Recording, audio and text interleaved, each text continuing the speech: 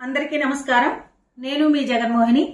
Telugu సౌరభాల channel కి ప్రతి ఒక్కరికి స్వాగతం పలుకుతూ, జ్ఞానేన హీనః పశుభి సమానః అంటారు. అంటే జ్ఞానం లేనివాడు పశువుతో సమానము అని. అలాగే గురువు లేని విద్య గుడ్డి విద్య అంటారు. మనం ఎంత గొప్పవాళ్ళమైనా గురుముఖతః నేర్చుకుంటేనే ఆ విద్య రాణిస్తుంది అని చెప్పి దీని అర్థం. అంటే గురువు అంటే ఎవరు? మనలో ఉండే అజ్ఞానాన్ని తొలగించి జ్ఞానం వైపు నడిపించేవాడు. అంటే జ్ఞానం అనే వెలుగు వైపు నడిపించే వ్యక్తే గురువు.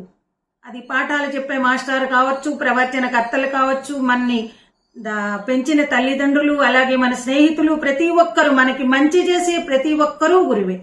అయితే ఈ ప్రపంచానికే జ్ఞాన భిక్ష పెట్టినటువంటి ఆది గురువు శ్రీ వ్యాస భగవానుల వారు. వేదాలను విభజించి అష్టాదశ పురాణాలను, ఇతిహాస గ్రంథాలను రచించి లోకానికంతటినీ కూడా వెలుగు వైపు నడిపించినటువంటి ఆది గురువు వ్యాస భగవానుని యొక్క పుట్టినరోజే గురు పూర్ణిమగా మనం జరుపుకుంటాం. అదే వ్యాస పూర్ణిమ అని అంటాం. ఆషాఢ శుద్ధ పూర్ణిమను మనం వ్యాస పూర్ణిమగా జరుపుకుంటాము.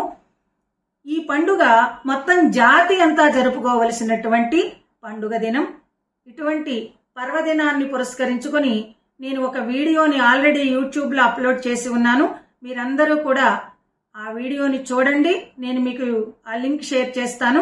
ఆ వీడియో చూడండి, గురువుల్ని గౌరవించండి, మంచి జ్ఞానాన్ని సంపాదించండి. ధన్యవాదాలు.